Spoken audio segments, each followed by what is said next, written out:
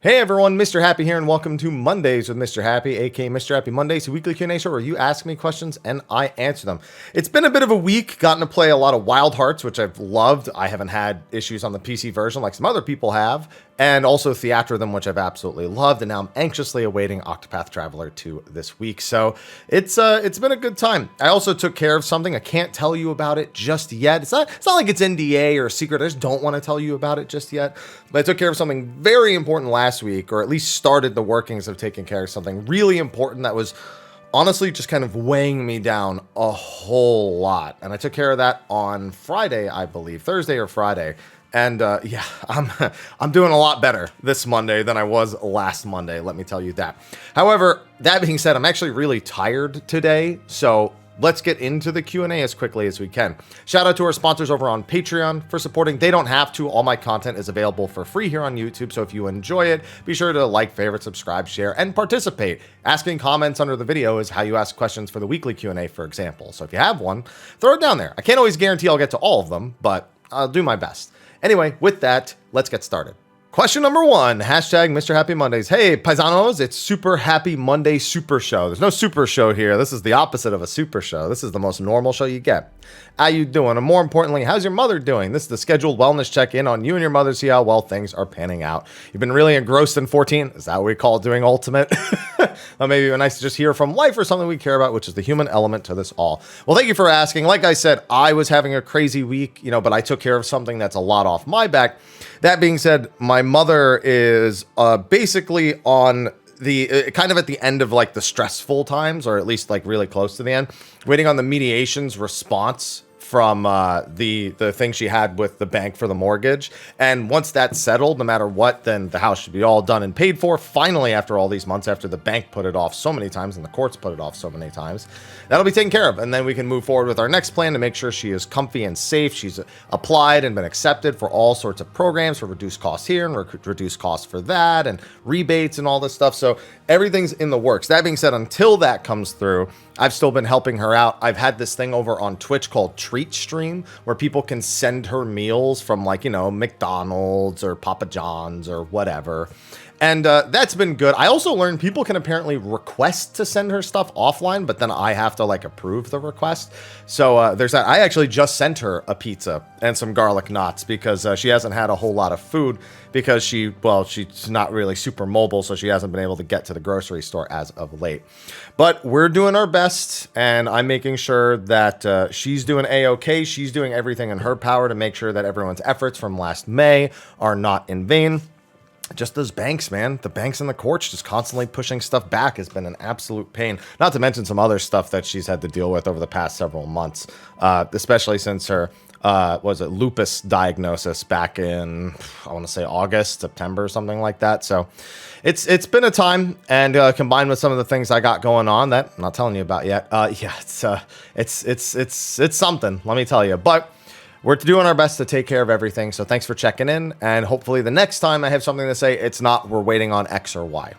That's a hashtag. Hashtag Mr. Happy's with Saturday nights and Mr. Nappy Nundays. Yeah, I could go for a nap. I took a nap the other day, and then Ivy jumped on my crotch and woke me up.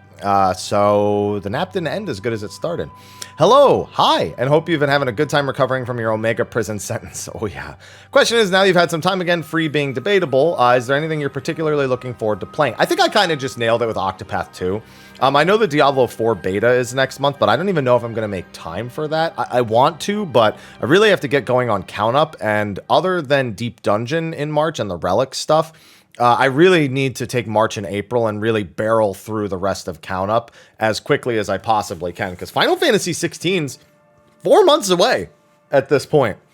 So there is not a whole lot of time before that actually releases. But other than that, I mean, maybe sometime this year I'd like to get to Chained Echo, since I won't have time for it anytime soon. But other than that, Octopath 2 is really the big thing that's on my mind right now. Hashtag Mr. Happy Mondays. Hey, Haps. Hi. Hope you're doing as good as you can. Good as you can is a good way to put it. As a massive fan of Astro in its Endwalker form, I'm very worried about the 7.0 rework might have in store for me. As someone who doesn't really do high-end content, I find the card buff mechanic to be very interesting and fun. So much so, I would say it's one of the main reasons I've been playing the job as much as I do. I will be shocked if that survives. I'm going to be completely honest with you. I don't think the card mechanic is going to survive, or at least not in a form even remotely akin to what it does now. So I got 2 questions. One, I hear you say you think the minimum they're going to remove the cards. Yeah. Longer question, more thoughts you were going into. I think they consider it a big bar for people who want to play the job. And I don't know that it is the most iconic thing for most people about Astro, but I don't think it has to be. I think they've really shown that Astro and its more time magey stuff is maybe a little more interesting or more engaging with the actual job. But there's no way of knowing what they'll do. I mean, you could argue that a time mage with the cards, tarot card style thing actually completely makes sense and checks out. I just think it's just going to get dropped in its entirety. Secondly, very interested to know what general thoughts are surrounding current Astro from a high-end perspective. It depends. It's kind of split. Some people are just glad it has some really strong tools like it does, and then other people are intimidated by the card playing, especially in really high-end content, especially in the Omega Prison, as I've come to call it. So yeah, it is just down to the busyness of the openers, the reopeners, the specifics of playing it on allies, and it's just a matter of who you ask. Some people like it, some people don't, which is how things should be, realistically. But I couldn't give you like this is how everyone feels about it kind of opinion, because I don't think that's unanimous. Hashtag Mondays with Mr. Happy. Hello, hello. Double the hellos. Hello back. Hope life is well for you and yours, and top prog recovery is proceeding as expected. It sure is. A little bit of it I saw from the videos after the fact confirm I could never do something like that. Hey, you don't know that. Bit of a follow-up question is something I've seen you say a few times now, but I've been curious about. Why do you seem so convinced that Dragoon jumps will be on the GCD once it's reworked? So they've, as a major solution to several jobs reworks at this point, they've taken things that were off the global cooldown and put them on the global cooldown and reworked them to be a part of the rotation in some capacity. I'd say we first really saw it with Ninja, I believe. We've seen it with the healers where they've been giving them major healing tools that deal both damage and heal on the GCD. We've seen it with, what's another job? We've seen it. Monk has gone to being like a really OGCD heavy job, to a lot of its old OGCDs being thrown onto the GCD as part of blitzes, but still all the same. So I just think it's going to be a trend where when they want to reduce the busyness or they rework a job, they want your iconic thing about your job, in this case for Dragoon's jumps, to be something that is a global cooldown. That's just how I think they're thinking, is the main reason why. But that's not to say that means that's what they will do. Obviously, it's speculation, and I don't want to be right. I don't need to be right. It's not a job that I play. So how I feel about it is not that important, I feel. But that's the reason why. So hopefully that clears things up a bit. Hashtag the Monday of Mr. Happy. Hey, Happy. Hi. Hope things are going well with the top re-clear. Kidding. Probably. Honestly, I wouldn't even mind doing a top re-clear. It just, I have a lot of other things on my plate at the moment. But the fight doesn't intimidate me as much as people might think. It's not like DSR where I dreaded the idea of doing it again. I honestly don't mind the idea of doing this again because it wasn't that hard as a DPS. So, but that being said, I got other things going on, so I'm gonna not do that for some time. My question is quick and easy. Now that we've gotten through 2 of them, what do you think what do you think about how they've integrated the trial series into the MSQ? I mean, it's not the first time they've done it, and it's way better than the last time they did it. In A Realm Reborn, they were just like, hey, did you hear about that new primal? Let's go check it out. Pretty much every patch. Here, there's a lot more fluidity to it. I also like what they've done with the characters compared to their original versions back in Final Fantasy IV. Yeah, I do agree that they do feel somewhat supplementary to Endwalker. It's like, oh, we're just kind of doing the next thing and going through the motions at this point. But what they'll do from this point on is a big question mark, because we haven't had a situation like this since A Realm Reborn, and thus we don't know what lessons they've learned or how they plan to incorporate it. So I don't even want to predict it really, but I don't think we're going to see this do anything but usher in the events of 7.0 and then 7.0 be its own thing. But I don't think 7.0 will be done in 7.0. I think that will extend past the launch of 7.0 and into the subsequent patches, at least for the rest of the expansion itself. Maybe not past that, but at the very least till 0.4 or 0.5 or something like that. Hashtag Mr. Happy Mondays. Hey, Haps. Hi. I love JRPGs and wish more of them were difficult. As such, I'm super excited for the new Octopath since the last one offered a challenge even with a grind. Curious if you knew any other JRPGs that are of a higher difficulty level or that you just play on hard. I've always been of the opinion that difficulty in JRPGs is ultra artificial. very rarely do JRPGs have gameplay mechanics that make them difficult. They either have like super pumped stats on enemies or bosses, or what's another good, or just like counters to everything you do. I think a great example of an awful difficulty is stuff like Bravely Default 2, where it's like, oh, the boss is weak to fire and axe, for example. If you hit them with axe, they'll do an AoE that does 95% of your party's HP and damage, and if you hit them with fire, they'll one-shot a character unless their defenses are through the roof for that point in the game. So I often find that's like the only way JRPGs accurately implement difficulty. It's because it's the nature of the games. I mean, they are based on, you know, at their core D&D, which is entirely a numbers game. So I never find them difficult, because if they are difficult, it's only because of things like that. And then getting around that's usually not too bad. Octopath 1, I think the reason why it does difficulty a little better is because it has a lot of that like insane damage, but the player is just as OP. So when you do understand the game and know the game, it's actually like a complete joke.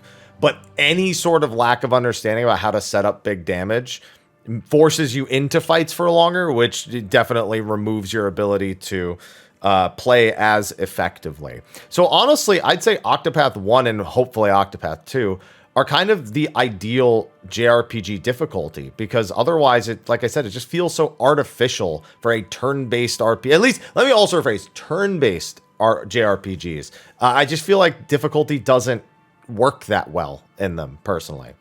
Oh, and I also had a, what's your starting character? It doesn't really matter. I just started as Throne to steal stuff, but it's kind of irrelevant because you're going to play every character anyway, you know what I mean? On to this question. Hashtag Mr. Happy Mondays. Hello, Mr. Happy. Hi. I know you're a big DMC fan. Damn right. I'm currently working through the Platinum Trophy for DMC 5, so I want to hear your thoughts generally on the game. Love it. Wish I could play it more than I do. Wish I could play it all the time. Want to go back and revisit it all the time, but it's just not something that makes sense for me to do. Scoring works for an S ranking. Some missions like DMD harder than they should be unless you take no hits. Yeah, there are some missions where I absolutely just went for a no hit run instead of trying to deliberately style on things, just because of how easy it is to lose the points while you're going into some of those extended encounters. But I wouldn't change a thing about Devil May Cry 5. Maybe more environments for the areas, and that's about it.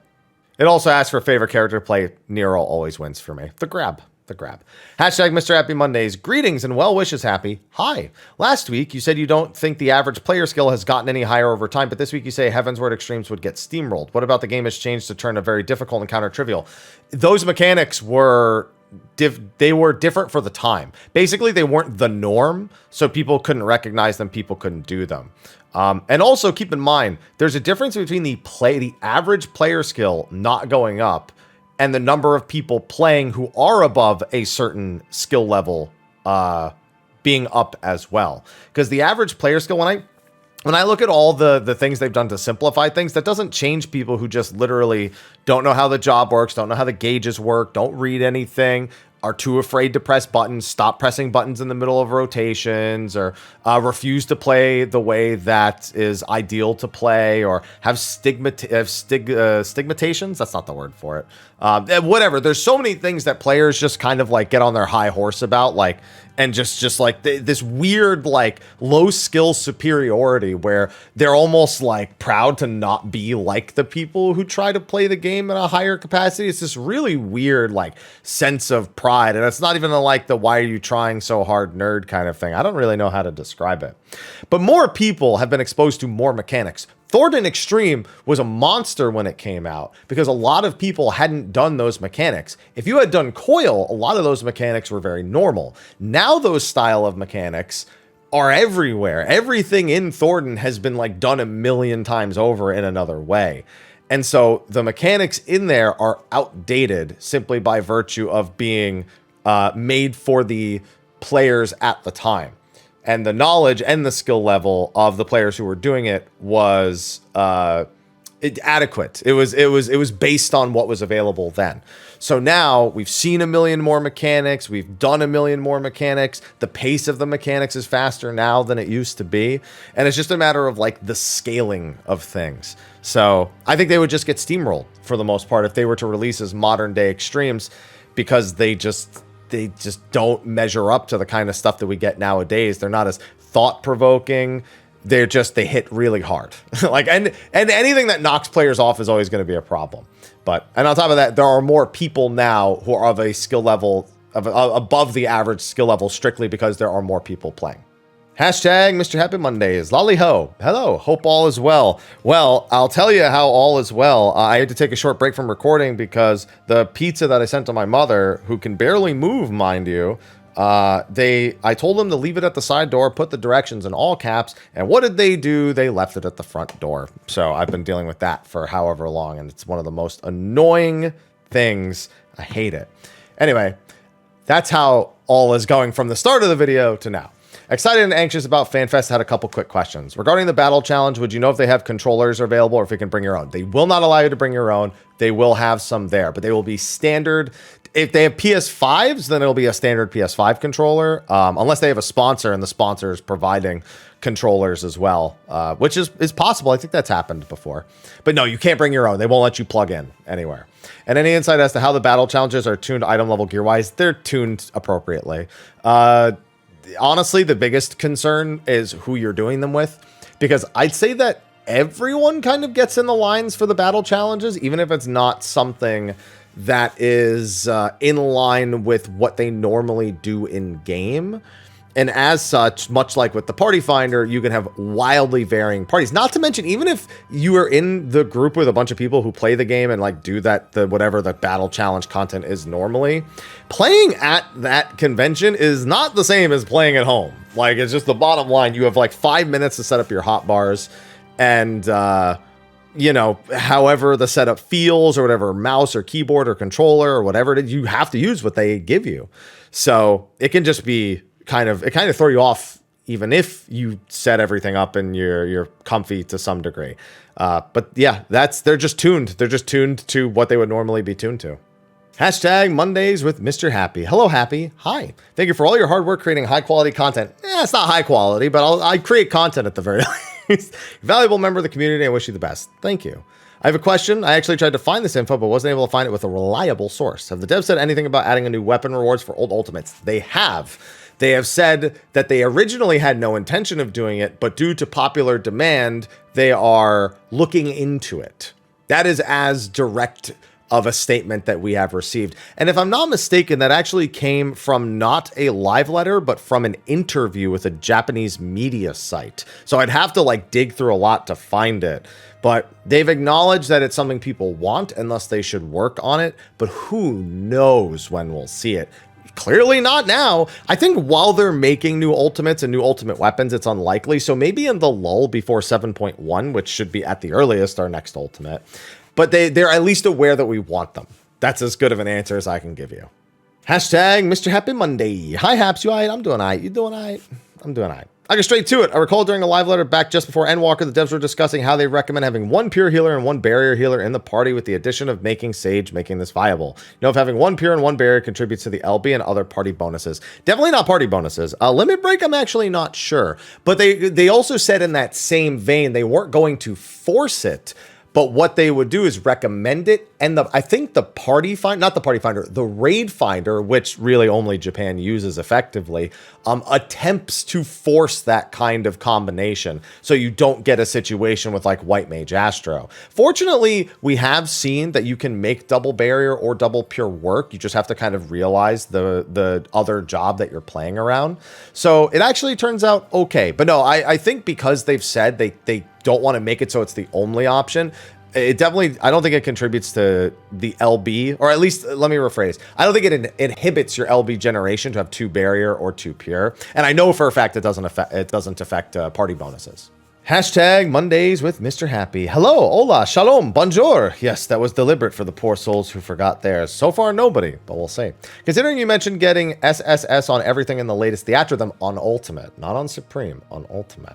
I'm guessing you've enjoyed it. Also, I said in the demo I had done that. I am working on that in the full game, however. I'm like 200 something songs deep, and I'd say I have a triple S on all but like 4 or 5 Ultimate tracks that I've played so far, and none on on Supreme. I had a pretty close one. I had like an 880,000 on one of the Supreme difficulties. So it was like an 11 or a 12 or something. But I got to get working on that. You ever see a stream specifically for that, or you just get woven into other content? I have been streaming Theatrhythm. So just come by the stream. In fact, I recognize your name. I think you have been by the stream. So yeah, just come by the stream. Hashtag Mr. Happy Mondays. Hello, and thanks for answering my question. I looked over here to make sure I was recording because I stopped the recording and did it again. Current update. P8S is scary in the PF. I could have told you that. Pint could have told you that. I can't help but love it, and sorry for the semi-loaded question. This is a really short question, so I don't know what's loaded about it. The prog experience is a lot of fun, and I want to jump in day one for the next tier. Any tips on prep for that once it's closer? You need to join a group. You need to join a group that's looking for someone hardcore. You're going to have to trial for them, and you're probably going to want some videos or something to give to them as a resource to show your skill of play. Whether it be something from prog or something from just your PF experiences of you showcasing your quality of play. But yeah, no, you're going to need that. Now, I will say, you say you want to jump in day one. I just realized you didn't mean with a static. You just meant for the fight. You have to get into crafted gear in the 1 week. Do not even think of attempting it if you do not have a full set of crafted gear. Now, it's not that you can't, but if you're taking the day one stuff seriously for Savage, even in the PF, and you don't do that, then in my opinion, in my honest opinion, you're lazy. Because now we get a week between normal and Savage. It's not like you have to commit to the hyper high prices or anything like that. Or, you know, you can't like find a friend and like maybe get some materials for them and have them craft it for you to get like a discount. You've got time to do that stuff now. So if you don't, then that's going to be a problem, because I would heavily advise getting the crafted stuff. Although, actually, now that I think about it, we did have the crafted gear the week before. Yeah, I would also go make some money now, so you don't have to worry about this as much, because, lacking the funds can be actually a valid reason for not doing that. But if you know months in advance you're going to, you should be going out of your way to make gil and prepare for the eventuality of that. Yeah, food and pots and whatnot, they're also perfectly fine. But I couldn't tell you about the mats you can pre-prep. All you can really do to prep is get tomestones. Cap your tomes at 2,000, the current ones, and cap the capped tomestones at 2,000. What's going to happen is the capped tomestones are going to become uncapped, and they're going to put crafting materials in the tomestones. But if you also cap the previously uncapped tomestones, you can convert those for like another 400 tomestones to spend on mats. And then also you could prepare like a Wondrous Tales. Oh no, I don't know if that works actually, preparing the Wondrous Tales in advance. I'm pretty sure they don't allow tomestones to be on it the week before a new tomestone is going to drop. So yeah, I mean, that's about all you can do. I can't think of anything else, but definitely make sure you do that.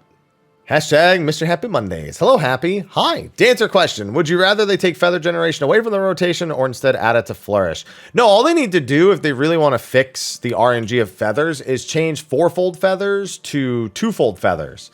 And what you do is every time you use a GCD, you get a 2-fold feather, but you have a chance of getting a 4-fold feather. So that way, or I'm sorry, even the enhanced GCDs. Have a 100% chance of a 2-fold feather and a 50% chance of a 4-fold feather. That way, no matter what, a GCD that can generate a feather is in some way working you towards a feather. That's what I think they will do and what they should do. Hashtag Mr. Happy Mondays. Oh, we have our first not hello. Sadness. I've been thinking of attempting my first ultimate, but I'm struggling to find anywhere for red mage gear, since I know at least gearing for ultimates can be a bit weird. As a DPS, you don't have to care. As a healer or a tank, it matters because you want the low-level gear so you can meld. For DPS, it doesn't matter.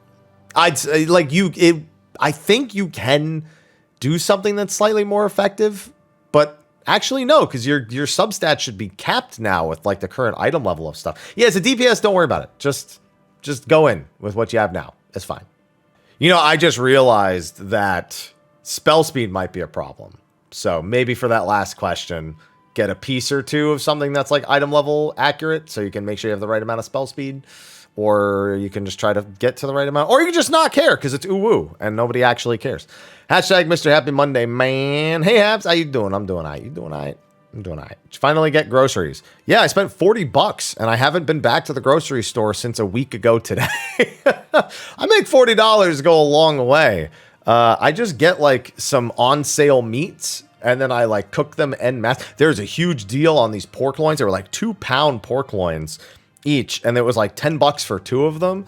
And I was like, yeah, I'm just gonna get all these pork loins and some vegetables and just like roast some bell peppers and, you know, maybe, you know, blanch some broccoli and then like mix it with some butter and some salt, you know, just have a good time. Recently got reminded of some old Pokemon games and wondered who was your favorite champion. I skipped most of the generations. I don't even know most of the Pokemon generations. I didn't own 3, but I had a friend who played it and I helped him catch the Reggies or something. And then I didn't play 4, 5, or 6. And then I played 7, but honestly, I barely remember anything about Sun and Moon. And I didn't play Ultra Sun and Moon because there was no way I was giving Nintendo more money for a slightly different version of the game. And I learned that lesson with Yellow version. And then, you know, Gen 8 and Gen 9, you know, I've just bought them and I've had the DLC packs. And I don't really care. The Pokemon characters and story, honestly, all I've learned over the years is that I might as well I just root for Cynthia because nobody else fucking matters. That's all I've learned over the years. Cynthia is the only character that matters, and then since Arceus, there's also Volo. And then just don't care about anyone else. That's the lesson I've learned about Pokemon. Hashtag Mr. Happy Mondays. Ciao, Happy. Ciao. Hope the supermarket trip was exciting as around a Super Bowl performance. Didn't even watch. Don't know what's going on. My question is about RNG-based abilities on jobs and the overall health of the game. Would a gambler class fit well with the current jobs available? I've always enjoyed Setzer, the Lady Luck, Dresssphere. It needs to be within a small range. You can't just make it so that everything about your job is random, or you get Shadowbringer's Dancer, where your low is like uber low and borderline griefing. And your high is just kind of okay because they can't make you OP if you get a lot of that. So it always needs to be within a small frame. So in other words, it's okay within some constraints, but not to the point where I would ever say it's healthy to base an entire job around it. Hashtag Mondays with Mr. Happy, Mondays with what? Hey, Haps, the Melee LB3 discussion reminded me how I got flamed once as a Reaper because the ninja said it's not my job to LB and got me wondering, is there really a priority even between the Melees? Yes, there is. Generally speaking, ninjas don't limit break. It's just kind of like the unwritten rule of the road, especially if you're close to like a 1-minute rotation or a burst window of some kind. It's just kind of expected that non-ninjas will LB. Because they just have better opportunities to do so, you know, like Monk going 6-sided star, Reaper not really having any gauge and being able to access their gauge on a dime. Now, I will say this, I haven't played Melee in some time. I played it briefly for 6.2, and I had all the gear, so I didn't limit break as the Monk, which is, you know, unusual, but when you have more gear, you also shouldn't be the one limit breaking, which is another part of the priority. So yeah, there's all sorts of elements. I think one of the reasons, so you definitely don't want a ninja to be LBing if the dancer is dance partnered to them, and dancers will dance partner ninjas a lot of the time because of the way their burst windows work. So yeah, it depends. It's definitely party to party, but if you see ninjas not LBing and because there's 2 melee, don't be surprised. You probably just want to take care of it yourself. Hashtag Mr. Happy Mondays. Hey, Happy. Hi. Simple and not controversial question at all. Are Medica 2 and Regen bad buttons? No. Medica 1 is often considered a bad button, and Cure 2 is considered a bad button. Medica 2 is something that's really nice when you need it. What you shouldn't be doing is using Medica 2 every single time any sort of AoE damage comes out, because most of the time a simple OGCD, or potentially a Lily in that case, would do the job that Medica 2 needs to do, especially when combined with whatever the other healer is doing. Regen, mostly the same. You need these types of things more in stuff like ultimate level content. Maybe you just throw a regen on the tank pre-pull, or maybe you throw a regen on them during downtime, or maybe you just throw a regen on them because they're only going to take, let's say, 3 or 4 autos, but they need some little healing over time to survive those autos before they'll be in the clear. So yeah, they're not bad, but no. Cure 2 is like your don't press it button. Medica 1 is your very, very rarely press it button. And Cure 3 only works when people are within range of it, although the range is considerable at this point. But you shouldn't even be using Cure 3 spam, period. That shouldn't even happen, because Asai's, Asylum, and your Lilies should do the trick about 90% of the time. Cure 3 is the, oh shit, my other healer is a leech, and I'm out of all of those things, and everyone's stacked up. Now I can use it. And honestly, I'd probably go to Medica 2 first, unless it was like a severe amount of healing that was needed for Cure 3. The big thing is, these things are not, you can't just ever treat a skill as an absolute. You as the player need to be able to look at a situation and understand where those things are used or where they could be useful. If you then learn later, okay, actually, I don't need to do that here, then great, you've improved as a player, and that is kind of like the main goal. But you can't just say, this is something I'll never use. It's more so, this is something that if I can avoid using, I shouldn't. But if I absolutely need it, I should have it for the situation that it's required for. All right, I'm sorry, I got a lightning around the rest because I'm starting to get a little bit of a headache. So I kind of just need to get through the rest of this so I can go take care of that. I had a question about making sense of targeting during PvP. To be completely honest, I click people's names. Because when I try to tab target, most of the time it doesn't work. Sometimes I try to do both simultaneously, but it's a bit of a pain. Then we had a question here, how I feel about fights like E9S or P5S compared to like E1 or P1. These are fights that you feel are too hard for their place in the tier?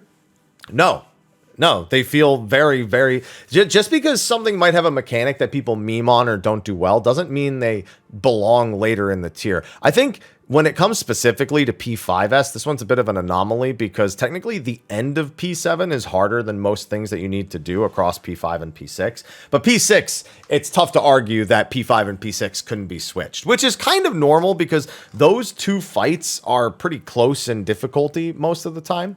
And as such, that's not surprising. But E9, no, E9, 10, 11, and 12, I wouldn't swap the order of any of them. And I don't feel like they're any harder than they need to be or should be or out of place or anything in that capacity. So no, I don't feel that way at all. Do you think the way raids are balanced with healers contributing a good amount of DPS? Innately worrying about... Wait, where's the actual question? Do you think with the way they are balanced, with healers contributing a good amount of DPS and with high-level healers instantly worrying about damage instead of progging, heals as he... So I don't know what the... where's the actual question? Hold on. I think it's later on because I thought the question was starting there and there's so many words and like parentheses and punctuations that do not need to be there that it's honestly making this atrocious to read. And I don't think that's on purpose. Do you think Square Enix doesn't want to give us more depth in healing mechanics due to Square Enix feel like there aren't enough healers? No, I think that's how they want to make the game, and that's all that it actually is. Because only the most skilled healers want things like that, and the average skill of healers isn't at that level. So they need to make sure they can do both, what the role is intended to do, and have something to do during downtime. And when you get really good, the easier fights become just mostly about damage, which is a way of gauging how your skill is improved as a healer, as far as I'm concerned. Do you think Square Enix devs are stubborn or not open to accepting using good ideas? No, I think that people think ideas are good and they're not always good. People either take something they enjoy in something else or take this idea they've internalized as like the greatest idea imaginable and they put it on a pedestal. And it doesn't always make sense. Like, people want Mythic Plus for 14, and I'm like, I don't think Mythic Plus makes sense in our game at all. I just want Criterion rewards to be better as opposed to getting something more like Mythic Plus, because I don't think Mythic Plus would do well in Final Fantasy 14 in any capacity. Then we had one here, someone who's played neither Final Fantasy 1 or Stranger of Paradise, but what are the biggest Final Fantasy 1 references in Final Fantasy 14? We have Chaos as a boss. Literally the final boss of Final Fantasy 1, and a lot of the other namesakes are there, but they don't really matter much. There's some gear and some music, I believe, but Final Fantasy 1 doesn't really have a whole lot of originality to represent, other than Garland, Chaos. I guess you do... Oh, Matoya, actually. Matoya is probably the biggest thing that we get from Final Fantasy 1. She's a major character in Final Fantasy, way more advanced than she was in Final Fantasy 1, and she's not even in Stranger of Paradise. The music, the character... Yeah, no, definitely Matoya. Matoya is the biggest Final Fantasy 1 reference as far as I'm concerned.